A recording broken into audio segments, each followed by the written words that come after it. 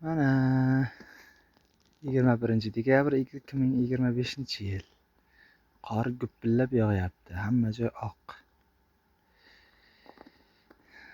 Dehqonchilik qilganmiz. Mana shu joyda oldin biz erta bahor dehqonchilik qilgandik. Yaxshi chiqqan, Xudo yaxshigina hosil bergan. Hammasi yaxshi bo'lgandek. Mana keyin bizdan issiqxona qurdik. Issiqxonani ichiga pomidorlar ekilgan hozirgi kunda. Ko'rishingiz mumkin.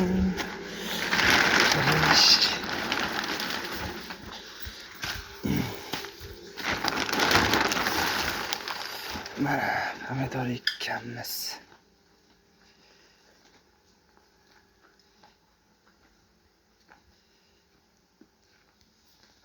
Agar mabodo biz ham qiziqib YouTube'ga yoki nimagadir qo'ysak, like bosib obuna bo'lib qo'yinglar. Yana tashlab boramiz, Xudo xolasa, qolganlarini ish jarayonlaridan qisqa-qisqagina